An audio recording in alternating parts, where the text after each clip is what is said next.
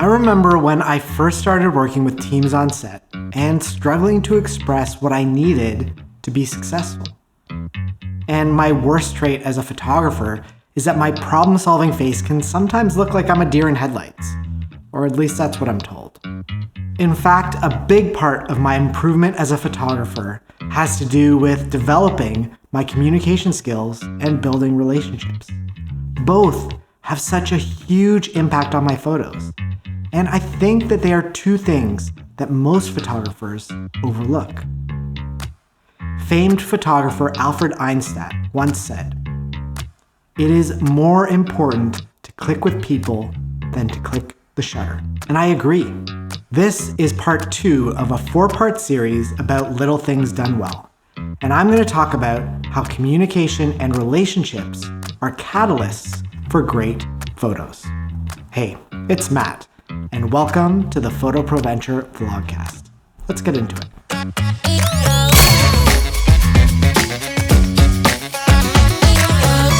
Before we jump in, I want to make it clear that I'm not a communications or relationships expert, and I'm still striving to become better at both.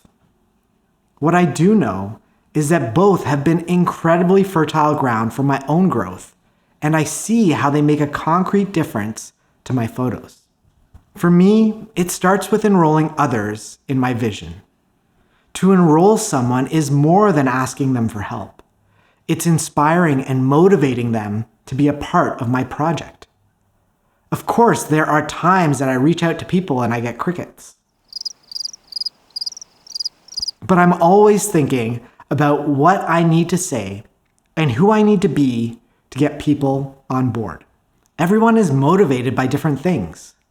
So here are some of the ingredients I use to enroll collaborators. Number 1, passion and enthusiasm. If I'm not excited about my project, how can I expect anyone else to be? Number 2, novelty. Is the shoot offering something new or something they haven't considered? How can I keep it fresh and unique to me? Number 3, relatedness. This is all about creating a human connection and understanding what makes the other person tick. Getting related will help me understand what's important to them, which leads to number 4, value. Potential partners should be able to see value in it for themselves. It could be growth, fun, creativity, money, or whatever motivates them. So I use my understanding of what motivates them to frame the opportunity. Number 5, resonance. Framing is all about creating a compelling story that invites someone else to see themselves as part of the journey. Can I tell you exactly what I'll write or say in these situations? No, because each project and individuals involved are different. Once I have collaborators on board, I want to create an environment that fosters collaboration and success. To do this, I need to build a relationship with the people I work with. Often I get to meet the creative and production crew beforehand in planning meetings, but I'm not always as lucky with talent. There are times when I need to create a relationship on a compressed timeline, like when I meet talent on the day of the shoot and I have to start shooting right away. When I can, I request some FaceTime with the talent during pre-production, so that the shoot date isn't their first time meeting me. I find that this can really help to minimize any jitters and jumpstart how comfortable they are on set. When thinking about the relationships I want to build, I like to think about 2 things that I believe underpin a successful creative relationship: connection and trust. For each of these, I have 4 ways of being that bring them to life. For connection to be present, I need to, number 1, be myself. I am, both fortunately and unfortunately, who I am. The more authentic and real I am, the more likely others will be comfortable being themselves. The magic that I'm drawn to and look to create are moments of authentic self-expression. Number 2, be curious. Consider that it may be more important to be interested than it is to be interesting. I love getting to know more about people, what's important to them, and what makes them tick.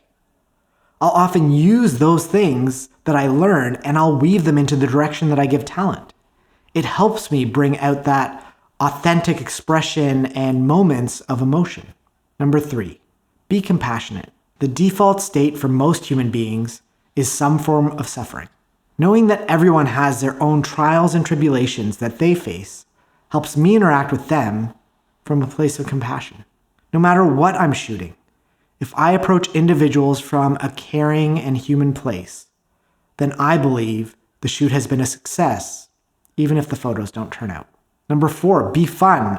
I mean, isn't that part of the reason we all got into photography? Because it's fun? I know I did. For trust to be present, I need to, number 1, be safe. Safety is always a top priority. No photo is worth injury or worse. The humans on set always come before whatever I'm shooting. Number 2, be professional. This also goes without saying. No matter what scenario I might be shooting, being professional is a key component of creating trust and having people on set put their faith in my process and my vision. Number 3, be collaborative. When I have full control of a set, everyone there has both a job to do and value to add to the shoot. Creativity can come from anyone at any time, so staying open to ideas helps me get better photos. Now, that doesn't mean I'm going to try everything that's suggested, but I aim to create an atmosphere where people are heard and feel like they are partners in the process. Number 4, be generous and giving. I always want the people on set to feel like I'm on their side, that I have their best interests in mind. I want the people who work with me to achieve their goals and to find success and happiness in life. So in whatever way I can, I try to contribute to those around me without any expectation of return. And then as the day goes on, I like to check in. Creating a relationship isn't a one-time event. It takes time, care, and shared experiences to build a lasting relationship. In almost all cases, the more I work with people over time, the better the relationships get. Both because we get more connected and because there's a shorthand that develops that makes communication even more effective. Communication on set is one of the most important skills a photographer can develop, as each role on set works together like puzzle pieces of a greater whole. I'm often checking in with art directors to make sure that I'm hitting the mark in terms of the feeling and the concept.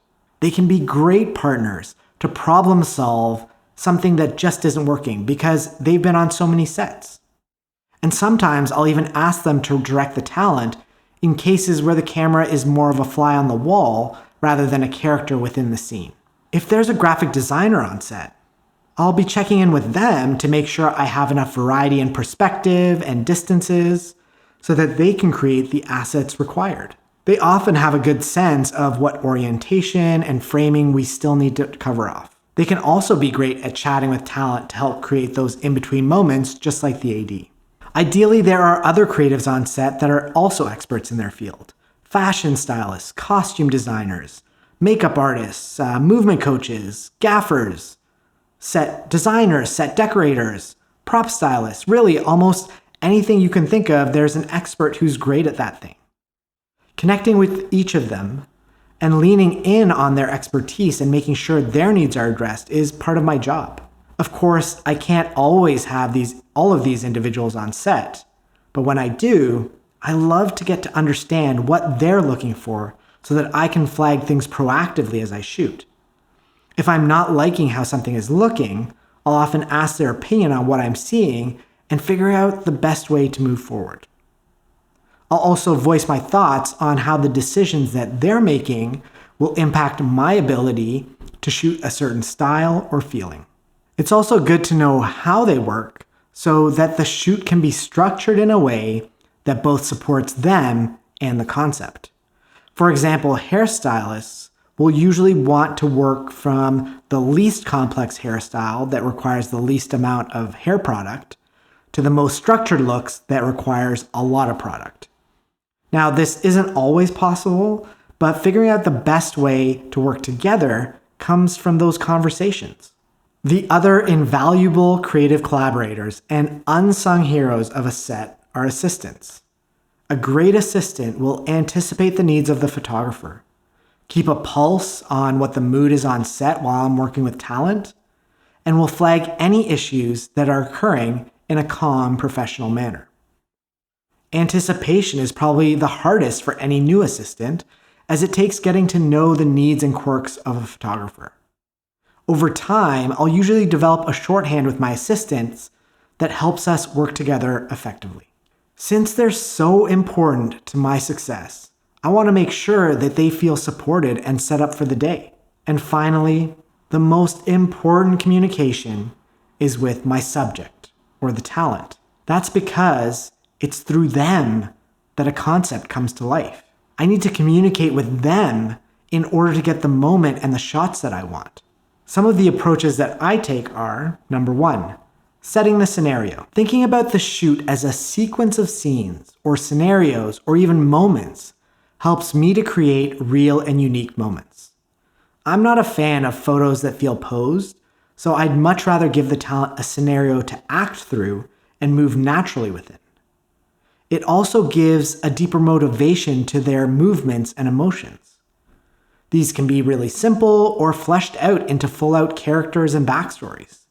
Number 2, talking them through, which is sort of like giving them a play-by-play. So if setting the scene isn't enough, I'll usually follow that up by verbally directing actions that they can be taking in the scene. At this point, I'd still keep things pretty general to avoid shots that feel posed, and instead I'd focus on the actions they are taking within the scene and see how they approach that naturally. The benefit of this technique is that I can keep my camera up to my eye and keep shooting. Number 3, demonstrating. If my verbal directions aren't clear, or if I'm not getting what I want, I'm not afraid of showing an approximation of what I'm looking for with my own body. Now, to be clear, I know that I look ridiculous because I'm no model. So usually when I show what I think could work, I'll get a laugh. I do find that this helps put the talent at ease, as I'm willing to look silly in service of the project. The main drawback of this, of course, is that my camera is often on my side or in some other position, so if it does create a moment or emotion that I'm looking for, I may miss it. Number 4, showing. If my demonstrations aren't working either, I'll bring up the mood board with shot inspo. Things that have movement or expression examples can be invaluable in terms of showing them what I'm looking for. Sometimes I'll use this technique extensively, while other times it can actually hurt the flow of the shoot, especially if those other methods are working well. Number 5, evoking emotion. If it's not the expression in their body that isn't working, but their emotional range in their face, then I'll try to approach it in a different way. If they're close to where they need to be, I might just use some adjectives to either heighten or soften their facial expressions. Sometimes the emotion I'm looking for just isn't quite right. So if the talent isn't lining up with what I'm expecting or wanting, I'll usually start off with a bit of banter. Just chatting with talent about a variety of subjects can give me an idea of what buttons to press. Perhaps they love dogs, or they're really into a specific TV show, or they have a silly friend. Once I have this information, I'll try to use it in a way that gets them to show these feelings. Sometimes I might work them into it slowly, while other times I might try to surprise them by bringing something up that they mentioned earlier in the day and seeing how they react. Emotions are really a challenge. Each time I work with any new talent that I'm struggling with, I learn something new about how I might want to approach someone in the future. Number 6, specific direction. There are times when things are flowing nicely, but could benefit from small tweaks to accentuate the feeling. In those cases, I'm happy to give specific direction. Things like look towards the light, bring your chin down, turn slightly, things like that. However, if that direction starts making things look posy, then I'll usually break and start from the top. I'm not looking for a model to be a puppet.